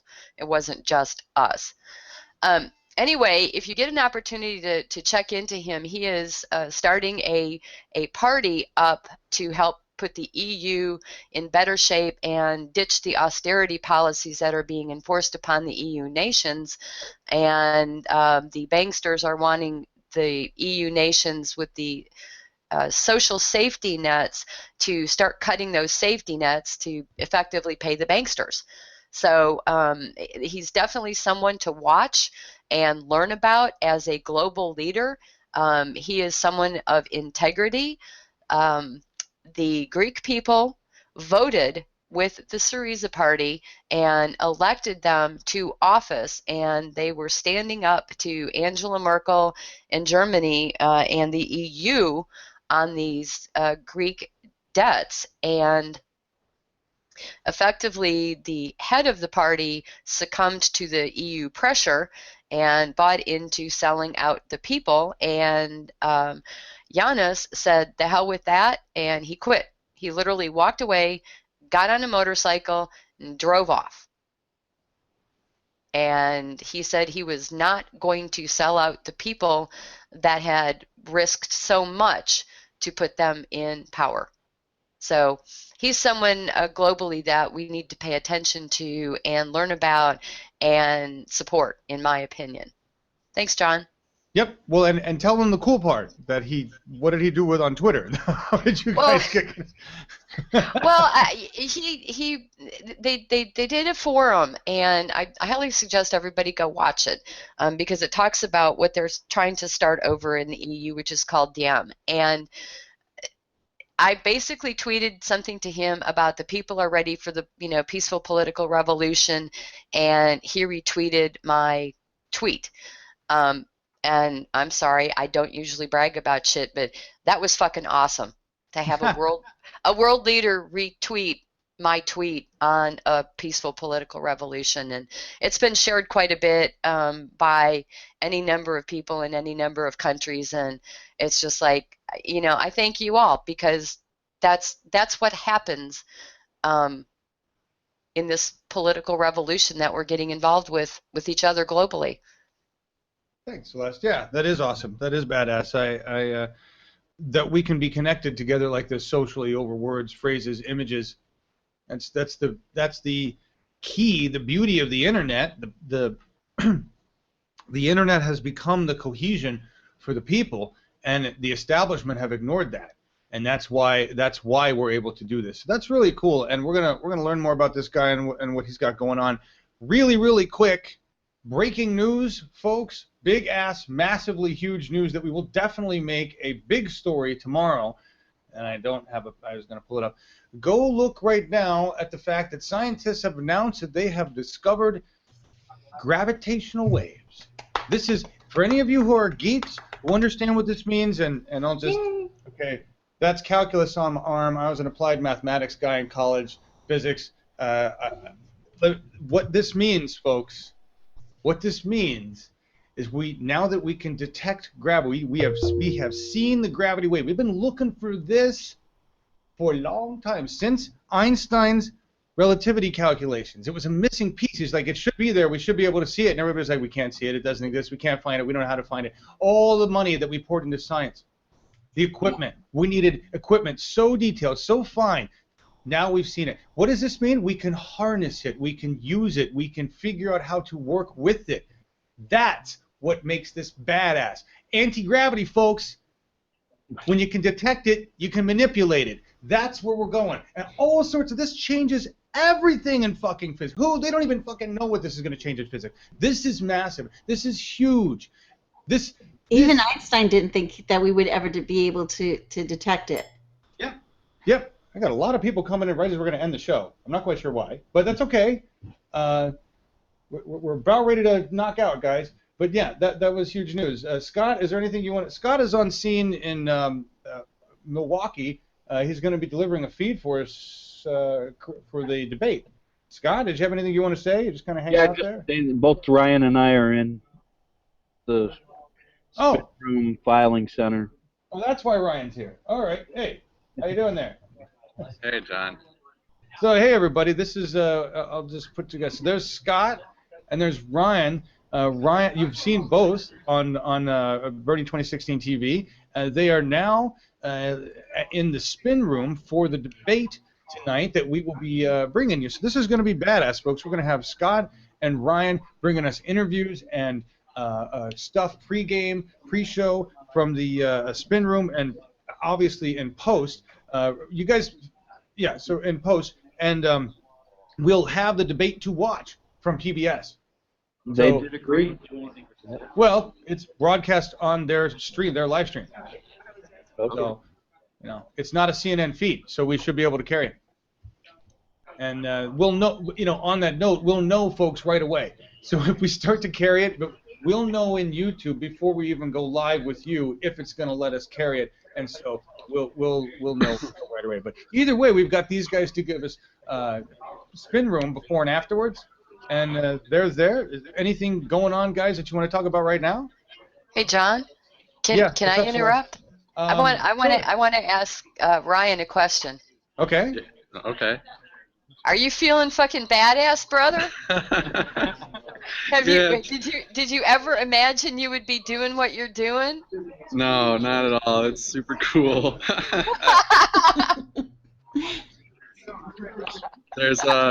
There's free food, Celeste. It's amazing. Nice. Thank you, Ryan. Enjoy yourself. I'm really, really envious, but you have I a definitely badass time. I will. Thanks, Celeste. So there you go. That was a great, nice question. Very, very properly phrased journalistic question, Celeste. There's Scott. There's Ryan. 2 VVT volunteers helping us with the political revolution. You guys are fucking badass. Thank you for being there. This TV screen in front of me is a bad idea. That's why I'm so dark. Well, we can see the blue reflection in your glasses. It's kind of cool looking, actually. So, well, you know, once you guys are set up, we will. Who knows when we'll come back on? Remember, we've got We the People first, folks, and we always have to. You know, if you're going to join us for the debate, please join us for We the People. Jeff Young from Kentucky, 6th district candidate. When we watch that movie, hey Scott, turn it mute thyself so we can not hear the TV anymore. When we watched that little piece earlier by Represent Us, they, you know, what they talked about was a plan. Okay. And now I've completely lost track to where I was going there because I need to get this audio out. Where's that audio coming from? Is that Ryan. Ryan. There we go. There we go. Yeah, we got to mute them, guys. They have no way of canceling out the background stuff. What's going on? But anyway, completely lost track of where I was going. Apologize deeply. That happens to me sometimes. Tonight, join us. Oh, Jeff Young. That's what the hell I was talking about. Watch us 7 p.m. Eastern. It may cut into. It's not going to cut into any pre-show for the debate. But what we'll do is we're watching. There's no establishment stuff going on at that point. 7 p.m. Eastern. Join us at talking to Jeff Young from Kentucky with Aniko Nolan, one of our most experienced reporters and interviewers. She's going to talk to him about Kentucky, what's going on there. This guy's MIT grad. He's a Bernie-crat. He's smart. He needs our help. And we need to get him in office. He's fighting some major establishment people, but he has a chance there. So join us at 7, and then we're just going to, what's going to happen, we're going to cut right from that. I know the start time on our debate says 8:30. I'm going to do my best to get the We the People unloaded and get the debate loaded in and come online as fast as we can so that we can bring you pre-show with Scott and Ryan before we watch the debate. So Join us for both, and we'll see you. We'll see you then. I want to, and I'm just looking at all the comments here. Thank you guys for all the support. Scott, Ryan, just know that everybody says you're badasses, and we love the fact that you're there. BTV fucking rules. There's all sorts of wonderful chat. I don't know if you're looking at the chat, but it's wonderful. Thank you guys for being there and doing that. Remember, nobody gets paid here, folks. Nobody gets paid. So these guys are doing all this shit on their own dime. Celeste, everybody here, all of you, of course, we're building this. This revolution is paid for by the people, right? None of us is a super PAC. None of us is a super PAC. Really quick, we're going to talk about two more things. We're going to talk about cannabis, because somebody asked me to talk about cannabis, and they asked me in a letter, and I'm getting so many beautiful emails and letters from you guys. And this is, and it's really awesome that I can try to act on them. I just know that I have a backlog of your emails. I have a backlog of your messages, and I try to go through them and respond to them and say things and do shit like this. So this is, I don't even know who you were that sent this in, but I responded to you in email, but this was your email just to talk about Tom. You gave me all these great links. Talk about Tom Ritchie. We'll do that more. I looked up this Allie person from New Jersey, and so we're going to look at her. But it wanted me to talk about cannabis. I am a cannabis user, both recreationally, and I have epilepsy. I've had it all my life. I've tried all sorts of interesting drugs for the epilepsy, and cannabis is what works. I also have a really strange mind. A lot of you are like this. I think it's a whole different generation of people. I love you too. Thank you so much, Tor. I love all you guys. Hey, Nebraskans for Sanders. Good to see you guys in there. We are Bernie Super PAC. That's exactly what we are. Listen, I'm a big cannabis advocate. I grew up in the Just Say No years, and I still deal with my own indoctrination, believing that cannabis is a criminal thing. I know it's not. I've smoked it all my life. I grow it now. I waited till it was legal to grow, believe it or not. Before then, I was going to a dealer, which was illegal. I still go to my dealer because he's a Vietnam vet, and he uses that cash to supplement what he really doesn't get from the VA. And if you saw this guy, you'd want to help him too. But he's a great friend, good guy. I also just started going to cannabis stores. I was afraid to go. I felt, so it's like, don't go in there. Almost the same aversion of going in like a strip club. I don't go to those either. I've had a couple friends in my 20s and 30s try to take me to the fun of a strip club, and I don't get it. No offense to anybody who digs them, I just don't get it. Very, very uncomfortable, and maybe that's my Catholic fucked up upbringing that whatever. But that's another piece. The first cannabis cafe I went to, I didn't have a good experience. Maybe I was tense or uncomfortable, but it wasn't a great experience, and I felt like I was being judged because I wasn't a medical patient. And they in Oregon, they have this little front area, kind of like a doctor's office, and then a wall, and then this really high-level security door, and you have to go through the security door, and then you're in the cannabis room, which is ridiculous. But I get it, whatever. They got to do these things until the federal government pulls its head out of its ass with cannabis. The second two places I went to, very different experience. And I told them, the second place I went to, I said, look, I'm just going to tell you right off the bat, I feel guilty being here. I feel like I'm happy going to a dealer. It feels more comfortable to go to a dealer, the guy that I know, and hand him the money than it does to go into a store and buy cannabis, even though it's no different now, or it should be no different in my mind than everybody else's mind, going into the store and buying a 6-pack of beer. And I'm a raging alcoholic, which is why I don't drink. And, I used to do that all the time. But cannabis is weird, right? For me, it is. That's indoctrination. What I'm feeling right there, folks, is indoctrination. That's how hard it is to fight. Somebody who watches mainstream media and believes what they believe, believes what they say, that's what we're fighting, that indoctrination. I felt like a criminal in that store, which is fucking ridiculous, right? But I want to say thank you to Maritime Cafe, and the guys at Maritime Cafe because they made me feel at ease. He laughed with me, said I totally get it. This kid may be 25, 28 years old, right? I'm 46. But we talked about weed. I talked about the fact that I grow, which I can say. It's not, you can't not talk about that. And a year ago, in the indoor plant grow room store that I go to, you can't talk about it. They were not allowed to talk about it. If I were going to talk about growing plants, it had to be my vegetable plants, my fruit plants, my tomato plants. Yeah, the special tomato plants I'm growing. But you couldn't say the cannabis that I'm growing at my house. But now I can walk into a store and say these things. It's amazing what the indoctrination does from the just say no era. That this is wrong, it's bad, it's illegal. And that's bullshit. It's an amazing, beautiful, beautiful plant. I love growing it. So I want to say thank you to the Maritime Cafe, and I want to say thank you to Little Amsterdam, this place. And I told both of the guys that I talked to that I would say thank you to them because they really made me feel, again, they made me feel comfortable as an old man going into a place, feeling like I was buying, I don't know, nudie magazines at the age of 12.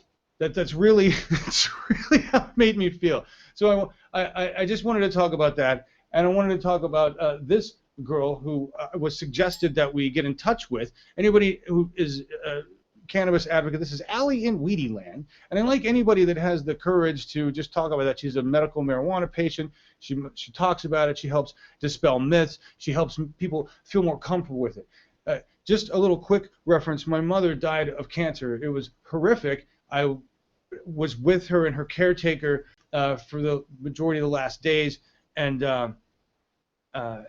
had she been smoking cannabis, I truly believe had she been allowed to use cannabis years earlier, things would have been much different. But that's neither here nor there. She was interested, she was intrigued by it, she was thinking about it, but because it was illegal, she wasn't willing to go there, and that's that indoctrination. That's that feeling. So I just had to talk about that. Talk about cannabis. It's yeah, CBD healing. Yeah, yeah. It's and Celeste, you know, it's illegal where she is. My seizures. I used to take Dilantin, Tegretol, a couple other things. I have grand mals. They're sleep related, REM sleep related, and they fuck me up. I don't know if anybody knows what they do, but they fuck me up. On cannabis, I have about 4 a year, and that really cuts down the amount of seizures that I have. 4 a year I can deal with. Okay, so that's Dilantin and Tegretol ruin your gums, your liver, make you feel tired, and really aren't the best for brain function. So that's where I'm at. Pharma needs to go back to the nature to learn about stuff. Anyway, enough talk about that shit. Bernie is badass. This channel is badass.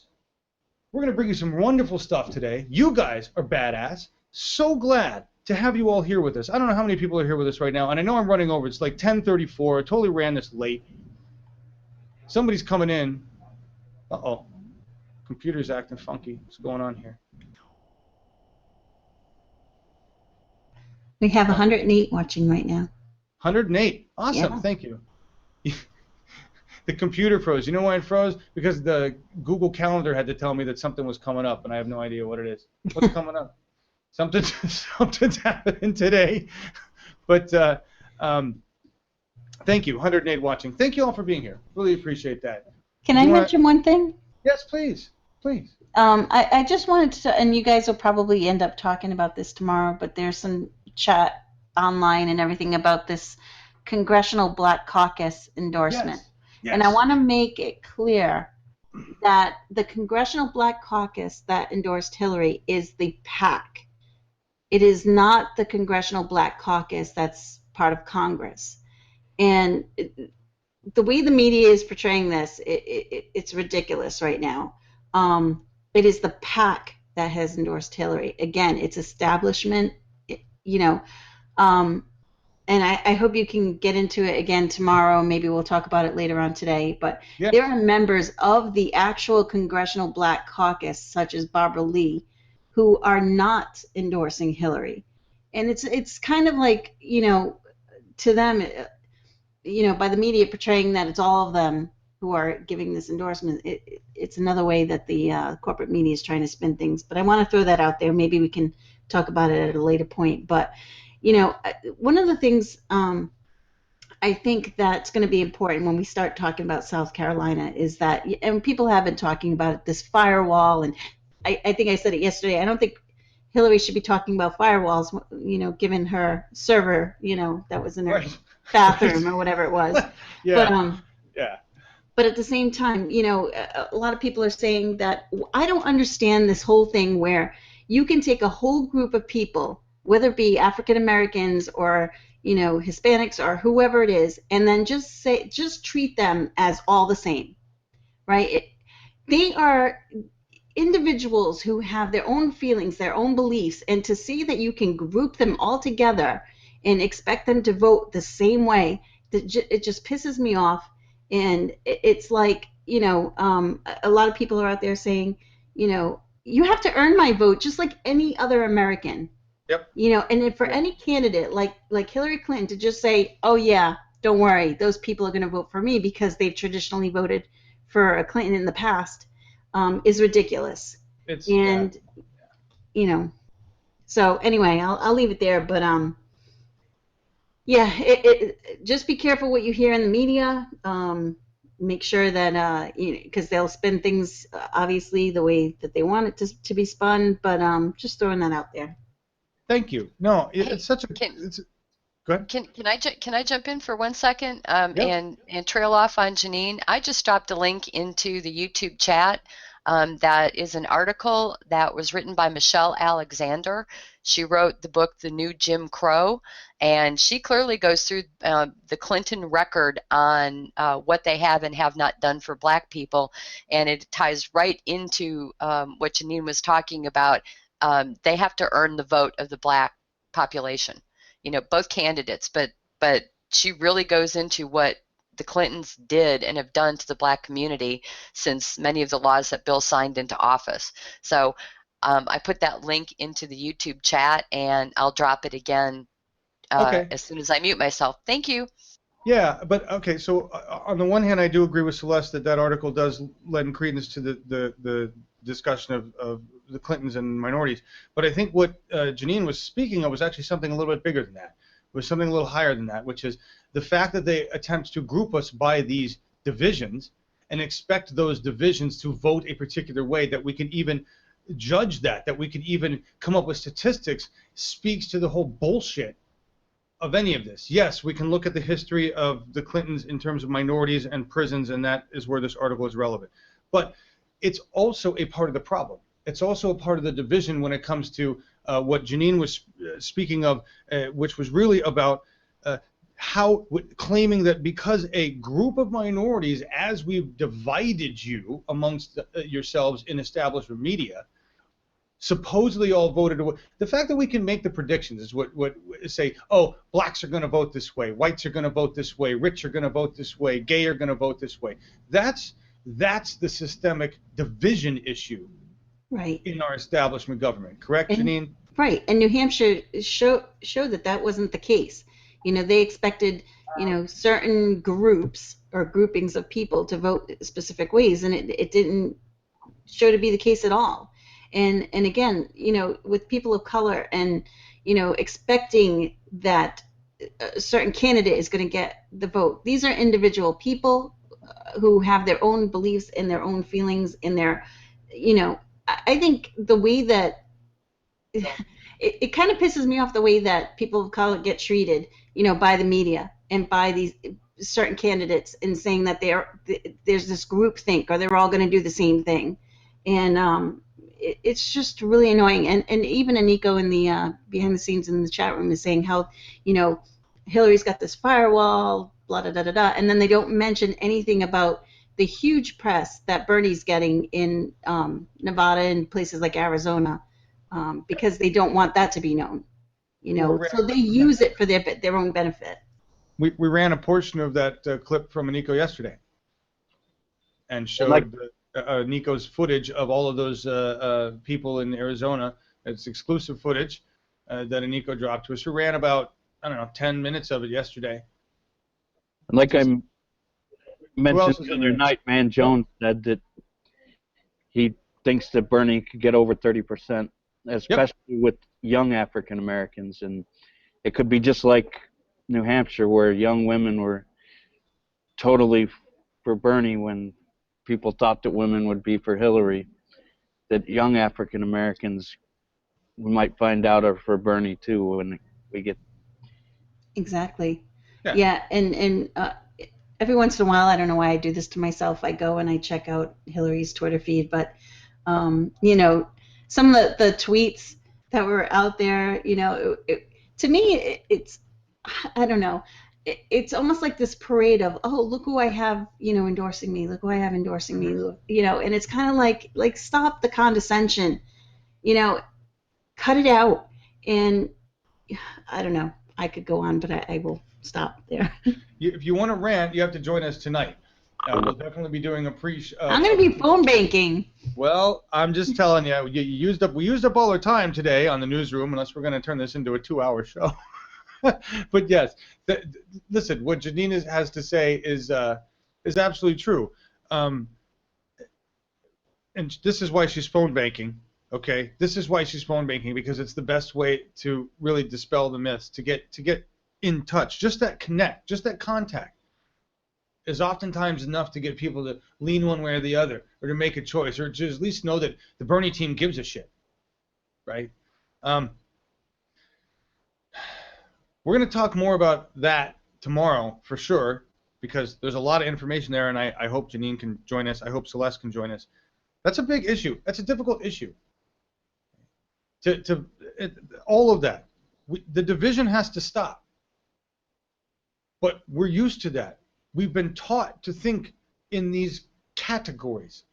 You're a part of this group and that group. I'm a part of the older nerd group, right? I don't know. We got to stop the division in these terms and look at ourselves as the 99, the less fortunate, the people that recognize that the planet's going to die, and that we have to work together to fix that, and we have to figure out who's with us and who's not with us, and we have to move forward. That's really what it all comes down to. Thank you guys. Yeah, Janine, Celeste, Scott, Ryan, and Nico. I see your comments in here. Audience, who's been making some fantastic discussions and comments and reading everything in here. Thank you so much. 2 hours when John feels like. Yeah, sorry, Janine. If you want to keep going, you can. I often forget that we don't have any network we have to bow down to. So please, if you want to come on in and rant, I should have just let you. I apologize. No, I'm good. And just one last comment. Yes. Spending a lot of time on the ground, I have met people from all backgrounds, like guys in like suits and wool coats that probably are like way beyond what anyone would want to spend, come over to me and say they're Bernie supporters. Wow. All colors, all backgrounds, you know, all ages. So again, this politics of division, I think, needs to end. Yes. That's it. That's the politics of division needs to end. That's how they keep us from moving forward as a world, is by insisting that we are divided. But I think the votes in New Hampshire clearly state we are no longer divided the way they think we are. And we will choose not to be divided the way they insist we are. We're going to vote as a people, vote together. I think we made that very clear, right? Yes, we can. Well, thank you guys. I'm glad you love our shows. Somebody said there was Robin Morris, and I don't know where it was, and I missed it, and it was good. Yes, we will be doing. Can you do some interviews during the day for you? Can Reiner Scott do it? Maybe. We're gonna have some interviews tonight. They're sitting there. They're gonna come on live and join us tonight, right after We the People. So we're gonna come on as quick as we can. Glad to have you all in there. The last thing we're gonna do and play, we're gonna go out with the theme song for Disability TV. Now this is the whole thing that happened here is an example of how badass the 99 are, how awesome the volunteers in the BTV group are, and the audience is. Because this is volunteer Denise Silva. She's disabled. She came into our group. She said, I'm disabled, can't really do a lot of groundwork for you. Happy to do this with you. What do you want to do? She's been helping us. She got trained in comments. She's a comment mod. She's been a co-host. I think she's been a show host already.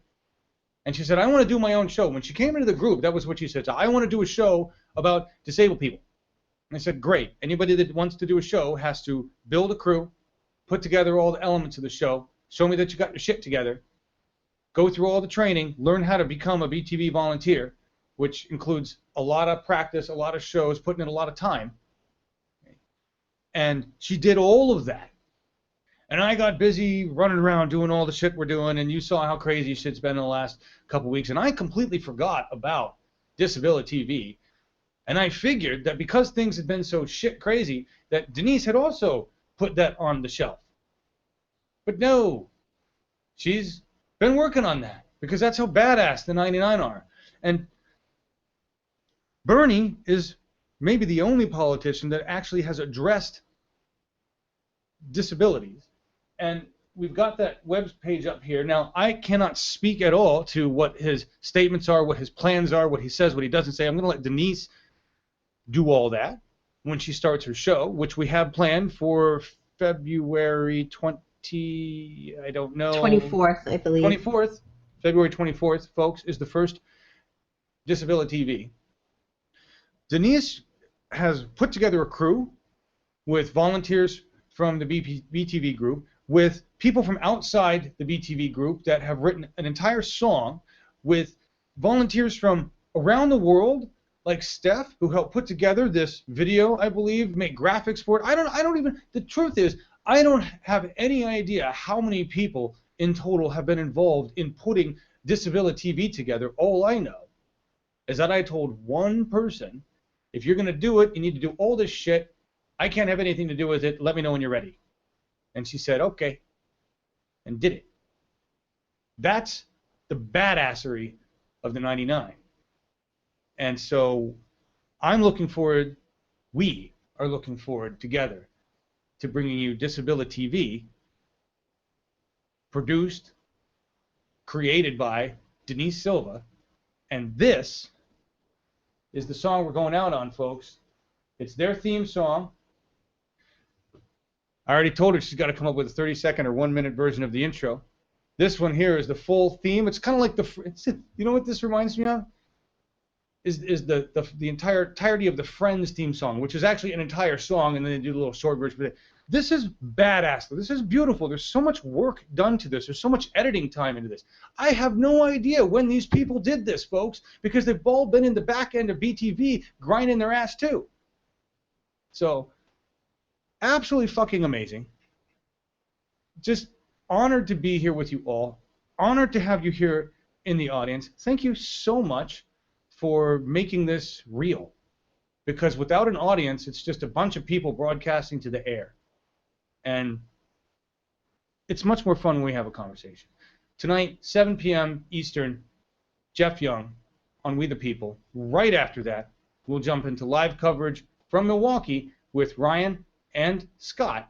And then we will have the debate, at least momentarily. Hopefully we'll be able to carry the full thing throughout the show. Thank you for joining us today on The Real Newsroom. Let me just get it all framed. You guys are badass.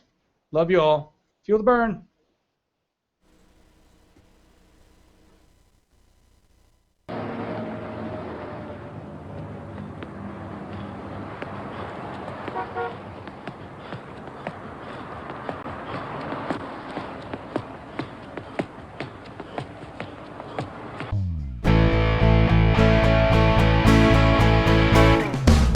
Doors wide open, looking to the ground. Time to jump, turn back around. Got a feeling that this can really be just one step forward. I'll be free, I'll be free.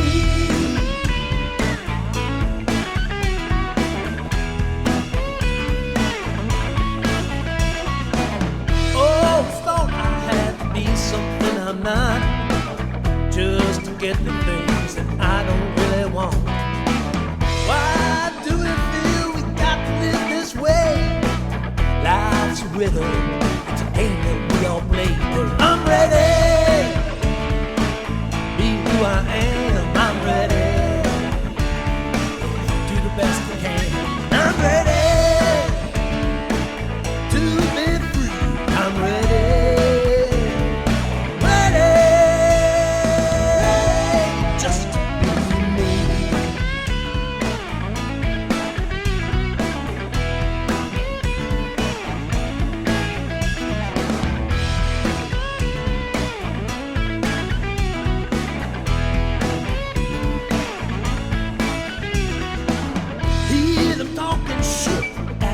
they know which way to go down these so many roads.